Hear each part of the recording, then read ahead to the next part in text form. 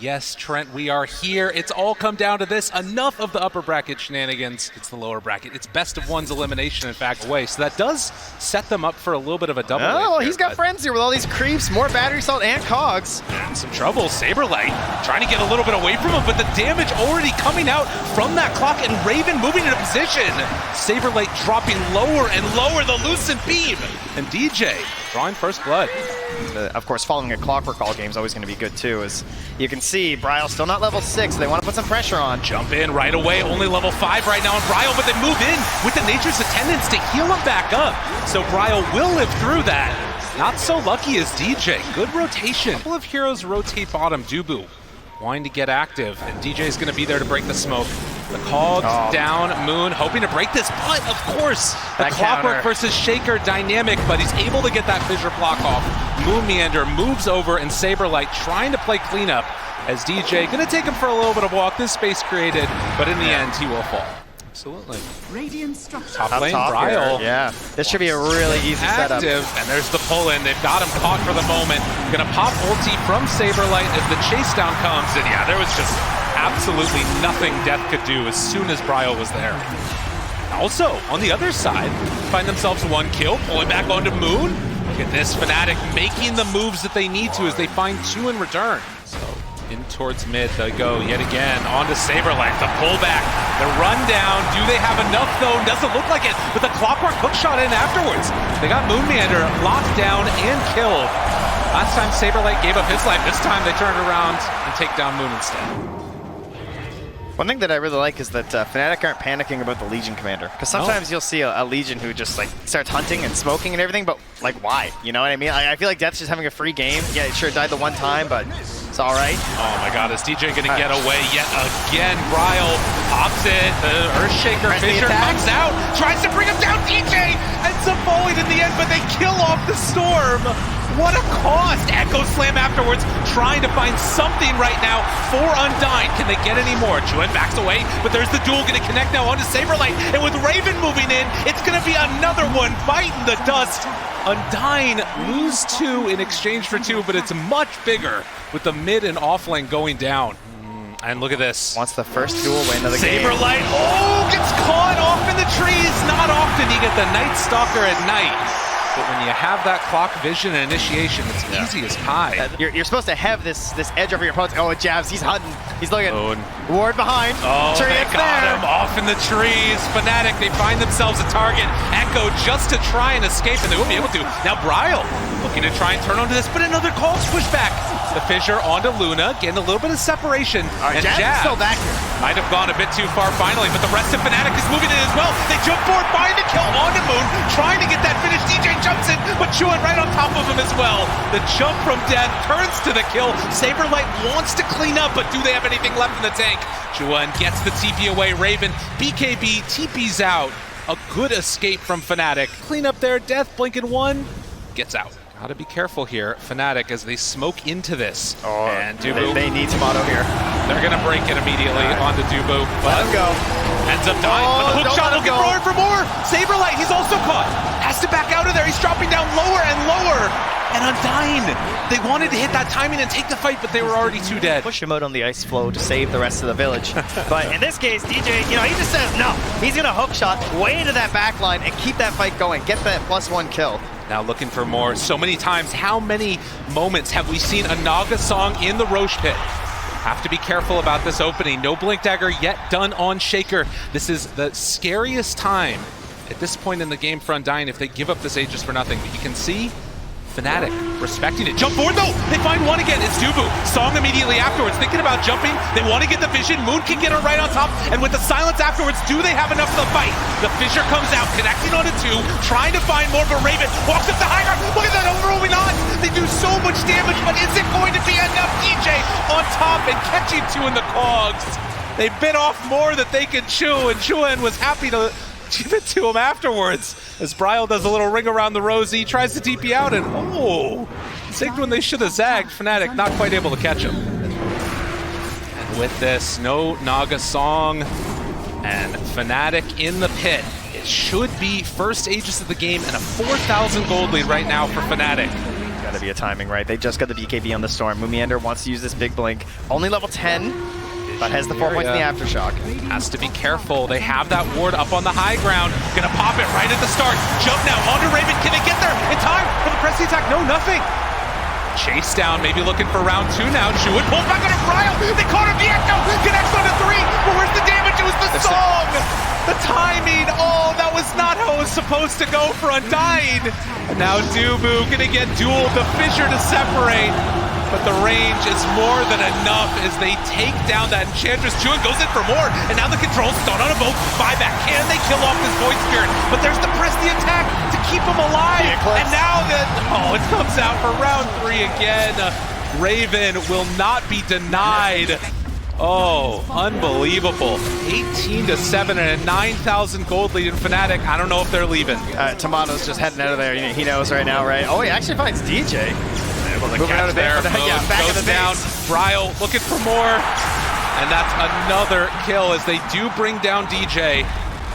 So something on the board for Undying, but FNATIC, they got the bigger win. Oh, right back to the same spots here as FNATIC take the bottom, top. Again, still under that ward for Tomato and Bryle. Talk about value vision here. Oh, they're going to know the Storm TV back home, though. Free tower being hit. Raven, Scotty done.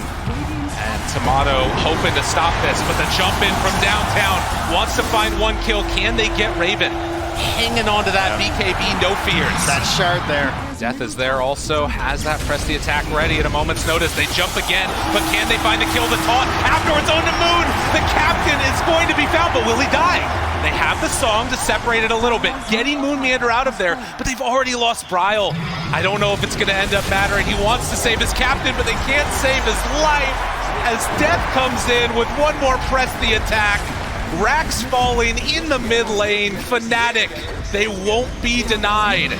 They played masterfully this game. They took such excellent little risks in their play where they brought heroes maybe a little earlier than you'd expect, but utilizing that aura again to just fight with numbers and take the most important team fights. And then also the coverage they have here onto Raven. They make his life so easy with the press the attack, the defensive hook shots that come in and cover. And how do you initiate? The silence. They've got no way in right now with the Earthshaker dead.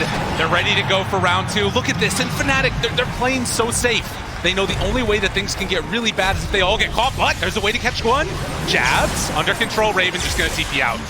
Very well played, Jewett. Oh, he gets caught. All right, big one, big one. Undying, able to find something on the way out of this as they chase down Jabs and now gonna kill off this Void Spirit. Glimmers here. We can sort of keep our eyes on that as something that Undying right now only have it on the Shaker. They gotta go. They gotta keep them off balance. Void Spirit's still down. Go fight. Looking to use this dunk. Looking for it. But they get vision yet again. Raven there. Hook shot in. Look at the big old hit as they come through onto both of them. Just like that. FNATIC take 3. Yo, Raven's pretty good at Dota. Gotta watch out for that man. You know, even without all of the same resources that we're seeing from Jabs, they're both playing immaculately together. Yep, and you know, he'll play the 4 or 5s when necessary and do it quite well, but I love it when you get these heroes that can have a little bit better impact from that role. And I think Clock's probably the best one. Again, trying to hold off this pressure, but Raven is again going to walk up high ground, and Saberlight hoping to stop something here, wants to get in the back line, but the taunt is there. A little bit off the mark with the Remnant.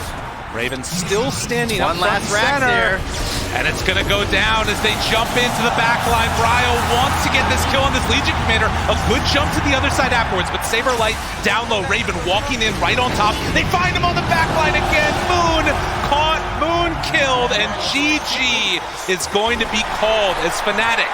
They're just a little bit too clean in this one. They're so strong, FNATIC. Strong enough to survive the best of 1 at TI, and look at that. That's relief. That's what that is. Absolutely. My goodness gracious, Trent. We're in game number 1, another game number 1, a best of 1 and elimination match. We've got the wand available and the sticks, so. Does have to walk home, though. Well, that's going to open up an opportunity for Quinn here for the level 6 to be done before White Album. Down low bottom and less loud. Easy for him as he was able to find that kill. A no-rush 10 minutes, if you will. Yes, exactly. Of course, at any moment, though, that can start popping off like down bottom. There, less loud, got to be careful. Chase down, and with the right clicks coming through, They're going to find that kill on the offlane. If there's not an overextension, it's really hard to find any type of action. Yeah, it's, you know, maybe it's a good thing in the end that they're not diving too deep. You know, this Legion commander, if you want a TP for a kill, good TP. That's a lot of mana used too. But, you know, let's say you try and dive this Storm or dive this Luna. XXS is going to show up. It might be slow, but he hits pretty hard. Well, that was a fast hit. Nicely played by Luna. And they decided not to. Okay, back to the game. What's so interesting about this too is normally with Aster, you'd be able to have like a big bank of Ancients queued up as LOA is going to get turned around upon. Although Quinn is here too. Wait a minute. Are they trying to go all the way in for this? They find Monet, good amount of damage. Static Sword down. Do they have enough to kill him off? Stolen Static Storm. Oh, they got their mojo back, and he secures a kill for them. And now the jump from White Album lifted again. MSS backs away, and so too does Quinn. But he's going to be glimpsed in afterwards with the Simulate already used. In trouble, Quinn ends up falling. No duel for XXS. Yeah, he actually just got the blink in there too. So yeah, but will Leslau get caught? Lock forward, Borax jumps in. May be able to save this one. Can he do it? I'm not so sure. Sakuchi through, Leslau lives. There's the Orchid, and now MSS trying to chase. Where's there? Pullback, maybe. Do they have anything to slow XXS? Will be able to get out of that one. As Borax there. Great scouting. Yeah, can they get the catch? The Taunt walks in afterwards, and there's the attack, baby. Nicely played.